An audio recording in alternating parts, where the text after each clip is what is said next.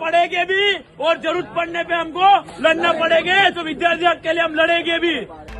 વીરનામાં south Gujarat university ખાતે મોડી રાત્રે એબીવીપી દ્વારા વિદ્યાર્થીઓના સ્વાસ્થ્ય અને પોષણયુક્ત આહારને લઈ વિરોધ કરાયો હતો। સુરતની વીરનામાં દક્ષિણ ગુજરાત યુનિવર્સિટીના સમરસ હોસ્ટેલમાં એબીવીપી દ્વારા વિરોધ કરાયો હતો।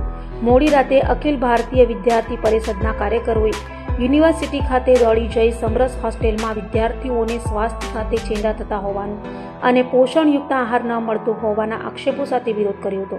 વિદ્યાર્થીઓના સ્વાસ્થ્ય અને આહારની માંગ સાથે એબીવીપીએ યુનિવર્સિટીના ગેટ પર જ વિરોધ કર્યો હતો।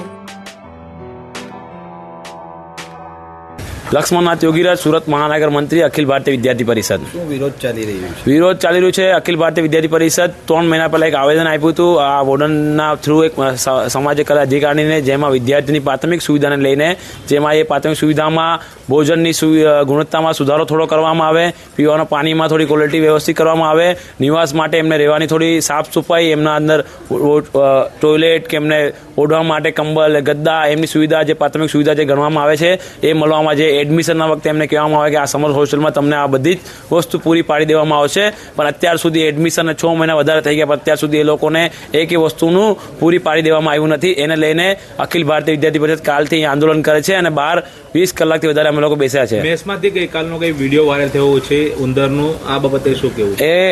એમ તો વારંવાર ઘણી વિડીયો વાયરલ થાય, કઈને ખાવામાં ક્યારેક કીડો નીકળે છે, ક્યારેક અન્ય વસ્તુમાં કંઈ કાચા રહી જાય છે, રોટલા કાચા રહી જાય, એમ તો ઘણા રોજે રોજ કંઈ ના કંઈ આવે છે, પણ જે વસ્તુ હજુ હમણાં ધ્યાનમાં આવી આ વિદ્યાર્થીઓ થ્રુ કે ગઈકાલે એક વાલટીમાંથી 2 જીવિત ઉંદરા જે સબ્જીઓમાં પડેલા હતા તે જોવા મળ્યા। તે ખરેખર વિડીયો અમે અમારા પાસે ત્યારે અમે પણ જોયું તો અમને પણ એટલું લાગ્યું કે અહીંયા ખરેખર નર્ક કરતાં બદતર જીવિતમાં અહીંયાના સામાન્ય વિદ્યાર્થી, અમારા જનરલથી પાર્ટના વિદ્યાર્થી જીવી રહ્યા છે। કેવી આંદોલન ચાલુ રહેશે? અમારું આંદોલન જ્યાર સુધી અહીંયાના જે અધિકારી આવીને અમને સ્પષ્ટ લખિતમાં અમને નહીં આપશે કે અમે આ તમારી માંગણી છે અમે સ્વીકાર કરીએ અને અમને એક ટાઈમ લિમિટમાં અમને નહીં કરી આપી દેશે ત્યાં સુધી અમે અહીંયાથી ઉઠવાના નથી। કેટલા બાળકો ભણે છે ને કેટલાના આરોગ્ય સાથે ચેંડા થઈ રહ્યા? 1000 જેવા અહીંયા વિદ્યાર્થીઓના એડમિશન છે, જેમાંથી ઘણા વિદ્યાર્થીઓ આરોગ્યને લઈને અહીંયા તમે જાણો છો, અહીંયા વિદ્યાર્થીને પૂછશો તો અહીંયા પાણી જે પીવા છે, વિદ્યાર્થી રોજ પીવાનું પાણી પીને એના લીધે એ લોકોના ગળા ખરાબ થઈ ગયા છે અને ઘણા વિદ્યાર્થીઓને તો અહીંયા ફૂડ પોઈઝનનું પણ જોવા મળ્યું છે।